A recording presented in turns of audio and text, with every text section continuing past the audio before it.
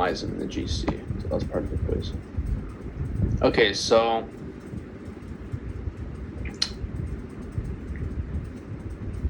turn into parts of work as follows. There's two types of reports. The first one is the typical worksheet that everybody's accustomed to at this point. This is 14 points. So this is due at the end of next week, so at the end of Friday. Then a week from next Friday, there's a special or a supplemental report that's due 2 weeks after day 2, or a week after day 2. So not next Friday, but the following Friday. This will include your graph and explaining the shape that you see from the graph. So the graph you make is based off the data points you took today during the video. So you have temperature versus total volume. Plot those. That's going to be for your supplemental report. And then the rest of this worksheet will be for the 14 points of the normal worksheet. So all of this here. So you're going to also have to solve these tables. This will be done by using the GC results that I will post. So they're going to be GC peaks. You're going to have to be able to calculate the area of each peak to be able to solve this stuff. And again, I'll send those GC graphs and the calculations, so you'll be able to do that. Then here are the problems you guys have to do. This should be in your textbook and explaining the theory behind this diagram. You know, you should have liquid here, gas here, and you can be able to find compositions of mixture. So we have toluene and benzene 100% this way, toluene 100% of benzene the other way. So if you have 80% of toluene, you should have 20 of benzene, and you should be able to dictate or how to follow this diagram to be able to get different compositions of each. That's going to be A, B, and C.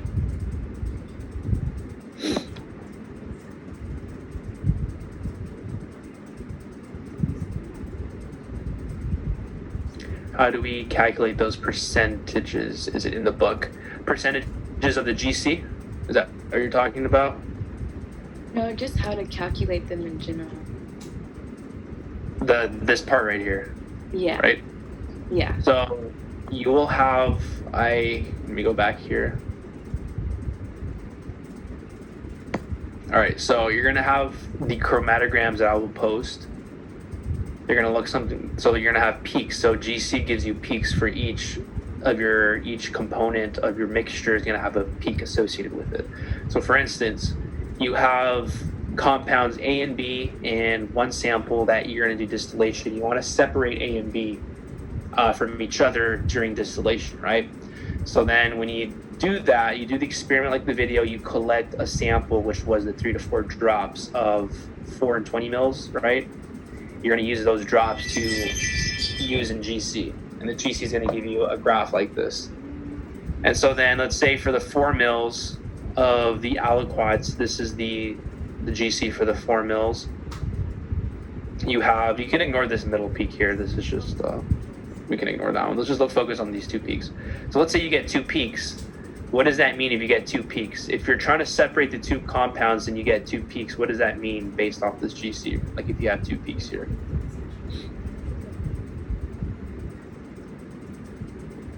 Anybody? If you want to get a pure separation and then you do GC, how many peaks should you see?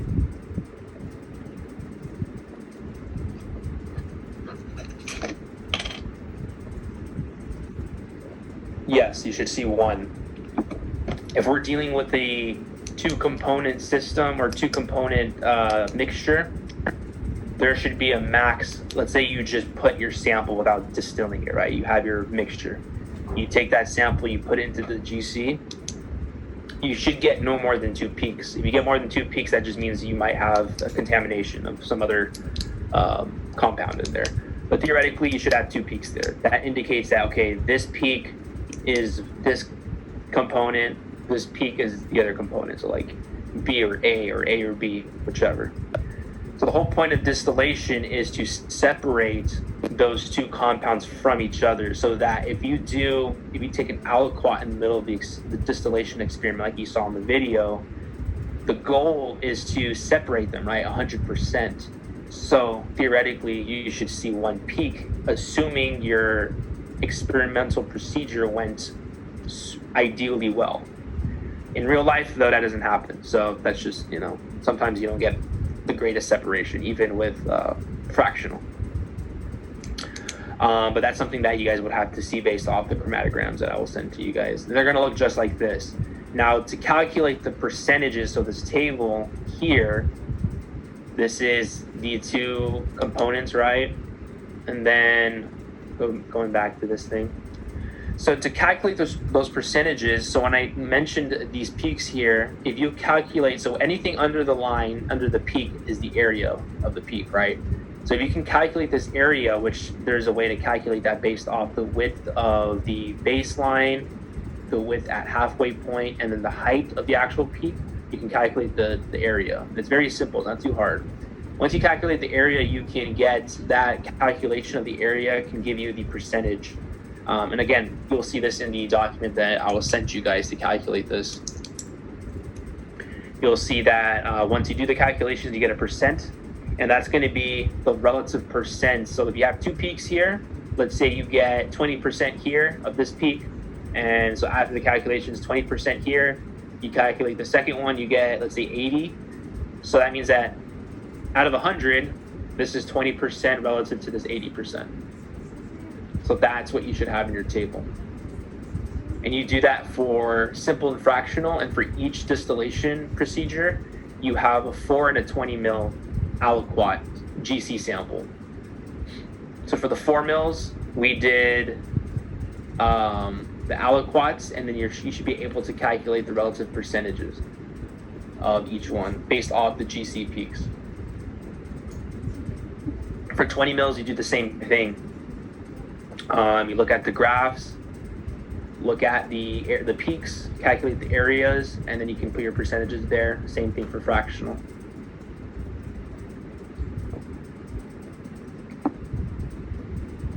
Is that clear for everybody? I'm pretty sure the GCMS peak calculations is in your textbook. That's what I'm going to be sending it to you guys.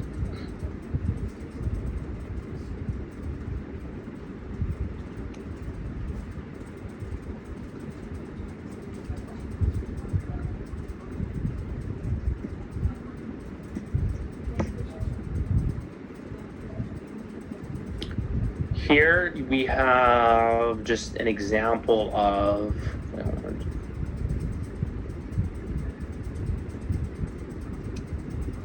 okay, so for this one, very simple problem.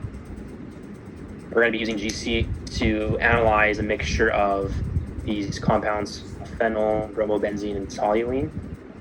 So then you should be able to, let's say, find out which one of these should have higher or lower retention time based off physical properties. So far in this lab course, we've done experiments where we test those things that you can use to answer a question like this. For number 3, let's see, a sample vial containing a mixture carefully sealed from that. So the same type of compounds. So in the procedure, if you guys remember, it was strictly saying to definitely make sure you carefully seal your vials after you take the 3 to 4 drops of aliquots of your sample at 4 and 20 mils. The reason why is because, let me see if I should tell you or not. Oh, well, I can't tell you. That would be kind of giving you a hint towards the problem. But read the procedure, and it should tell you why. Don't forget, these are volatile, so that's a hint. Number 4, based on the results from GC posted by instructor, which technique? Simple. So after you analyze everything, based off the results and the chromatograms and finding the percentages, When you do find the percentages, you can look at GC in two ways, quantitatively and qualitatively. If you have a qualitative analysis of it, it tells you a lot. You can just look at the peaks and it tells you, oh, I have this peak, but I also have this peak when I should have only, hopefully, this peak, right? So that's the qualitative analysis you can do by just looking at it. And then you're also required for this worksheet to do the quantitative portion to calculate the actual areas of each peak. So using both types of analysis, you can, with the GC chromatograms as your reference, you should be able to answer this question based off looking at your results. And then, of course, anytime you answer questions like this, it's more than just, okay, put the answer, or what is this, what is that, but what is your reasoning for choosing your answer based off your results. So connect your results, connect your answer that you put here with your results, and make that bridge, connect those two things together to answer questions like this.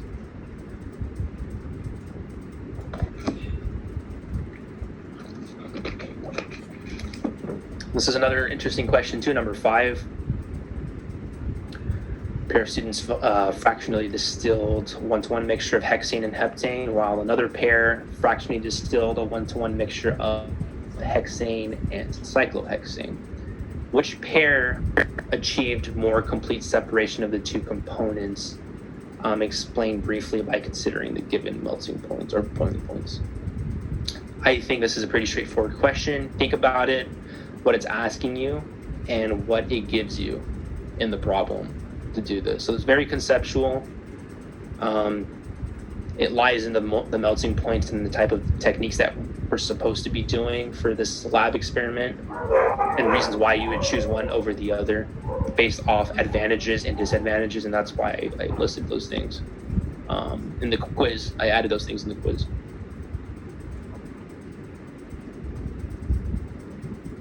And that should be it. Any questions? So this will be due at the end of next Friday. And then we'll have IR quiz.